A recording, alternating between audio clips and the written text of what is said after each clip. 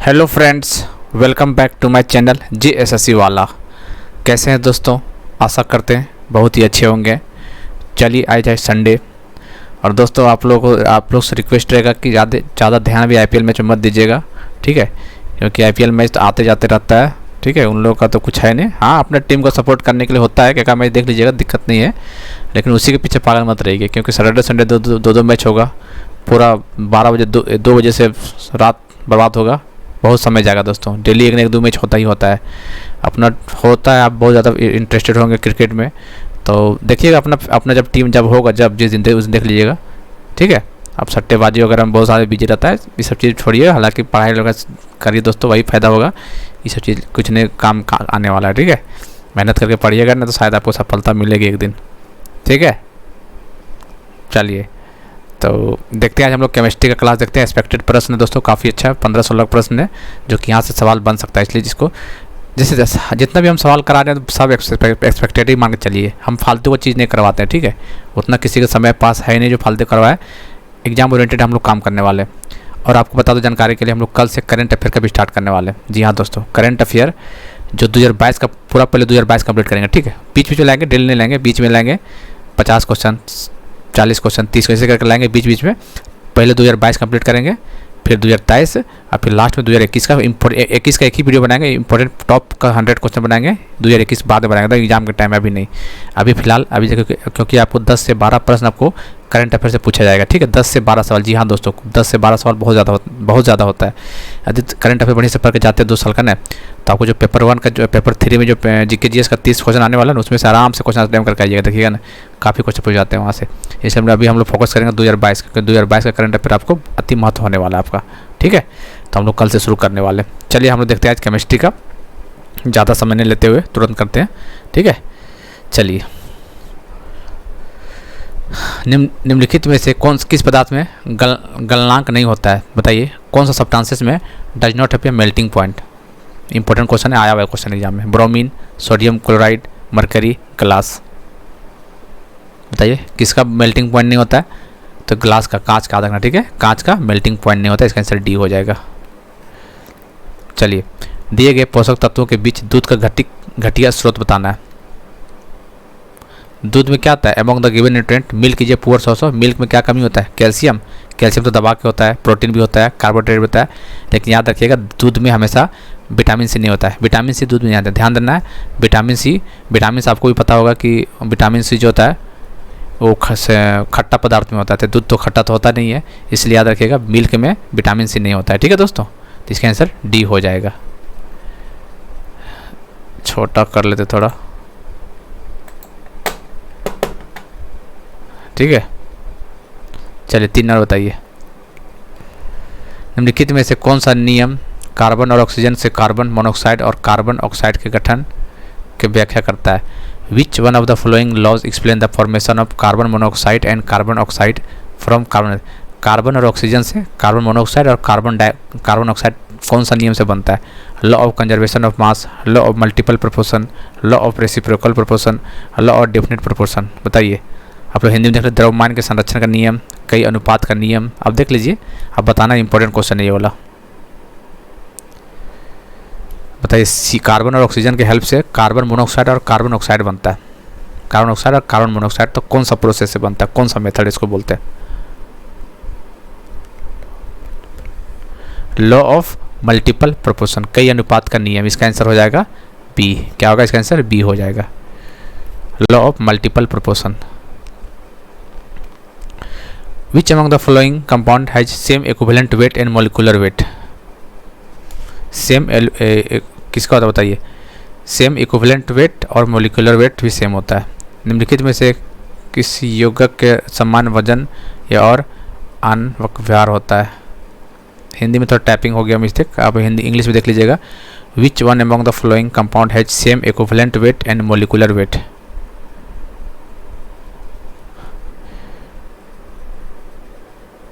किसका तो दोस्तों H2SO4 का होता है, ठीक है? इसका आंसर H2SO सल्फ्यूरिक एसिड जिसको बोलते हैं H2SO4, इसका आंसर ए हो जाएगा।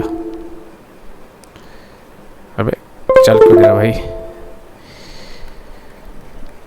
N element X form an oxide XO3 valency of X बताना है, बताइए।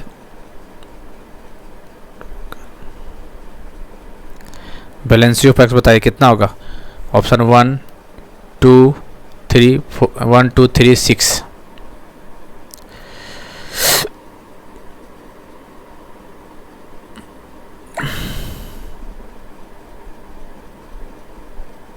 कितना होगा दोस्तों, निकाल लीजिए। इसमें कैसे निकलेगा, इसको x मान लेते हैं प्लस ऑक्सीजन का -2, ऊपर में कितना -2, तो मान 3 दूनी 6, इधर -6 हो जाएगा, माइनस में इंटू 3 -6 उधर जाएगा 6, तो इसका अंतर 6 इसका बैलेंस ही हो जाएगा। ठीक है, इसका आंसर डी हो जाएगा।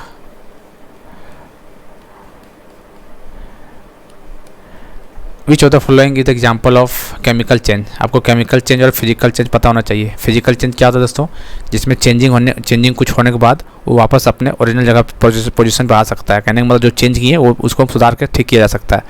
केमिकल में क्या होता है, एक बार चेंज हो चुका है उसके बाद ठीक नहीं हो सकता है। ठीक है, ये केमिकल चेंज होता है। तो आपको बताइए, पीछे आपको पढ़ने के बाद क्या लगता है कि केमिकल चेंज हो सकता है, बताइए। इसको छोटा कर देते थोड़ा सा, चलिए ये पूरा क्वेश्चन यहाँ आता है। ठीक है, केमिकल चेंज पूछ रहा है। ठीक है, केमिकल चेंज पूछ रहा है सिर्फ। केमिकल चेंज कौन सा है, क्रिस्टलाइजेशन ऑफ सोडियम क्लोराइड, ये फिजिकल चेंज है दोस्तों। क्रिस्टलाइजेशन ऑफ सोडियम क्लोराइड ये फिजिकल चेंज है। मेल्टिंग ऑफ आइस ये भी फिजिकल चेंज है। आइस को मेल्ट करके आइस और पानी बना सकते हैं, फिजिकल चेंज है। सॉरिंग ऑफ मिल्क ये क्या हो जाए, खट्टा हो जाए, इसको ये केमिकल चेंज है आपका। ठीक है, ये केमिकल चेंज है। तो बताइए कौन हो जाएगा, क्या पूछा है, नीचे दिए कोड का उपयोग करके सही उत्तर चुनना है। तो इसका आंसर बी हो जाएगा, only 3। Which of the following is not a mixture. बताइए इसमें से मिक्सचर कौन नहीं है। एयर तो मिक्सचर है, मिल्क भी मिक्सचर है, सीमेंट में मिक्सचर है, इसमें मरकरी जो है मिक्सचर नहीं है। इसका आंसर क्या हो जाएगा, मरकरी मिक्सचर नहीं है। How many electron are there in the sodium Na plus. आपको पता है प्लस का मतलब क्या होता है, सो जितना एटॉमिक नंबर उसमें माइनस हो, -1 मान लें +3 दिया हुआ है, उसमें जितना भी एटॉमिक नंबर उसमें -3 हो जाएगा। जैसे +1 है, यहाँ पे एक ही है, तो एटॉमिक नंबर कितना बताइए, सोडियम का कितना होता है बताइए। सोडियम का कितना 11 होता है, 11 में +1 है तो -1 कर देंगे, तो टोटल 10 हो गया। ठीक है, तो इसका आंसर बी हो जाएगा। ये कन्फ्यूज मत होगा। ठीक है, प्लस वाला में क्या होता है, माइनस हो जाता है। ठीक है, जैसे यही रहेगा, मान लीजिए रहता सोडियम, मान लीजिए +2 रहता, मान लीजिए सोडियम +2 रहता, तो कितना 11 -2 कर देंगे। क्लोरीन माइनस में है, मान लीजिए -1 है, तो कितना है क्लोरीन का, उसमें से +1 हो जाएगा, ऐसे निकलता है इसमें, याद रखना। तो इसका आंसर 10 हो जाएगा। कौन सा तत्व उष्मा का सबसे खराब चालक होता है, पूरेस्ट कंडक्टर ऑफ हीट। बताइए पूरेस्ट कंडक्टर ऑफ हीट कौन सा होता है दोस्तों, लेड। क्या होता है, लेड बोलते हैं जिसको, LEAD, लेड। इसका आंसर ये हो जाएगा। एलिमेंट बताइए इसमें से कौन सा है, एग्जाम्पल बताइए कौन सा एक तत्व है, एलिमेंट है इसमें।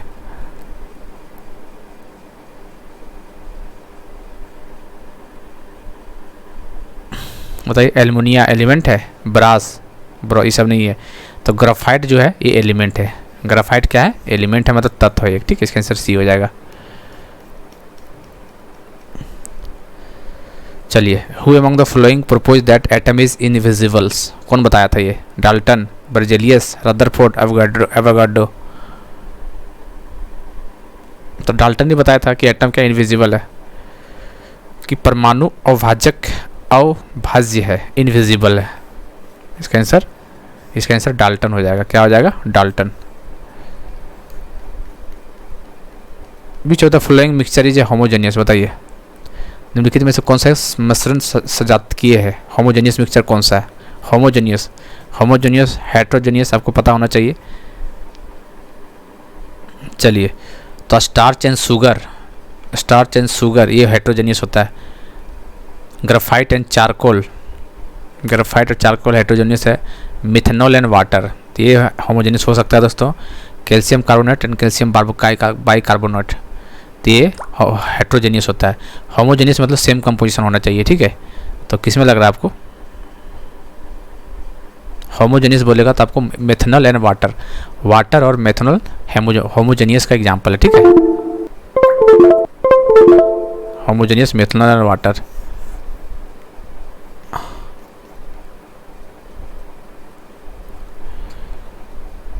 बताइए, the product of equivalent weight and valency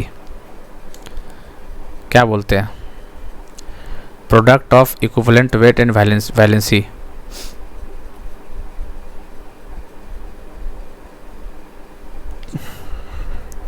vapour density बोलते हैं, स्पेसिफिक हीट बोलते हैं, एटॉमिक वेट बोलते हैं, मोलिकुलर वेट क्या बोलते हैं?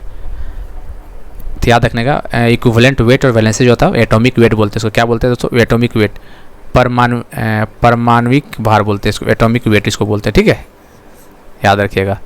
समतुल्य वजन और वैधता का गुणनफल जो होता है वो क्या होता है? परमाणुत्विक भार होता है। चलिए 14, बार किसका यूनिट है? बार, एक बार में कितना होता है? 10 के पावर 5 पास्कल, या फिर 100 किलो पास्कल भी बोल सकते हैं, जो पूछ देगा एग्जाम में, ठीक है, याद रखिएगा, ये इंपॉर्टेंट है ये। तो बार प्रेशर का है, ठीक है। इसके से फोर्स का न्यूटन होता है, एनर्जी का जूल होता है, फ्रीक्वेंसी का क्या होता है? आवृत्ति का हर्ट्ज होता है, ऐसे एनर्जी का जूल होता है, फोर्स का न्यूटन होता है, ठीक है, और प्रेशर का बार होता है। तो इसका आंसर ए हो जाएगा, ठीक है। तो इंपॉर्टेंट क्वेश्चन, इस टाइप का क्वेश्चन आपको एग्जाम में देखने को मिल सकता है, ठीक है। तो कैसा लगा क्वेश्चन ज़रूर बताइएगा। उम्मीद करते हैं आपको पसंद ज़रूर आता होगा। हर एक वीडियो आपको काफ़ी इंपॉर्टेंट है दोस्तों। काफ़ी लोग हताश निराश हैं कि पता नहीं कब आएगा नोटिफिकेशन, क्या होगा नहीं होगा। कई लोग बोलता है कि हम छोड़ के चलने अब नहीं पढ़ेंगे, बहुत कुछ बोलता है यार। लेकिन आपको वही बात है, आपको कल एक शायरी भी आपको शायद बताए होंगे सुबह वाला वीडियो में, शायद आप लोग ध्यान सुने होंगे ध्यान से। तो सब चीज़ थोड़ा सा सब चीज़ शायरी को थोड़ा ध्यान रखा कीजिए कि क्या बोला जा रहा है वहाँ पे, ठीक है। ज़िंदगी खेलती भी उसी के साथ है जो खिलाड़ी बेहतरीन होता है, ठीक है। आपके साथ खेला जा रहा है क्योंकि आप खिलाड़ी बहुत बेहतरीन है, क्योंकि आपका सिलेक्शन पक्का रखा हुआ है कहीं ना कहीं, इसीलिए खेल रहा है आपको। ज़िंदगी खेलती भी उसी के साथ है जो खिलाड़ी बेहतरीन होता है। दर्द सबका एक सा होता है, ठीक है, मगर हौसले सबके अलग अलग होते हैं। दर्द सबका एक ही है दोस्तों, ये मत समझिएगा, ठीक है। आपके साथ सिर्फ नहीं हो रहा, बहुत लाखों करोड़ों छात्रों के साथ ये सब हो रहा है कि पता ना आगे क्या होगा, पढ़े छोड़ दे, एग्जाम नोटिफिकेशन नहीं आ रहा है, एग्जाम लेगा कि नहीं लेगा, क्या होगा नहीं होगा, सभी के मन में है। लेकिन कोई हताश होकर बिखर जा रहा है तो कोई संघर्ष करके निखर जाता है। याद रखिएगा, इस बहुत बढ़िया लाइन लिखा हुआ है ये, ज़िंदगी खेलती भी उसी के साथ है जो खिलाड़ी बेहतरीन होता है। दर्द सबका एक होता है मगर हौसले सबके अलग अलग होते हैं। कोई हताश होकर बिखर जाता है तो कोई संघर्ष करके निखर जाता है, ठीक है। बहुत से लोग परेशान होंगे, छोड़ दिए पढ़ाई, पता नहीं कुछ करना, लेकिन अभी भी कुछ लड़के 2 साल से लगे हुए हैं, नहीं हमको बनना है, सो तो बनना ही है, अभी भी लगे हुए हैं कॉन्स्टेंट एकदम बिना कुछ सोचे समझे हुए। तो बताइए उन लोगों का सिलेक्शन नहीं हो तो किसका होगा बताइए? तो ठीक है, तो उम्मीद करते हैं सब चीज़ आप लोग इतना दिन से लगे हैं तो पीछे मत हटिए। चलिए फिर मिलते हैं अगले वीडियो में।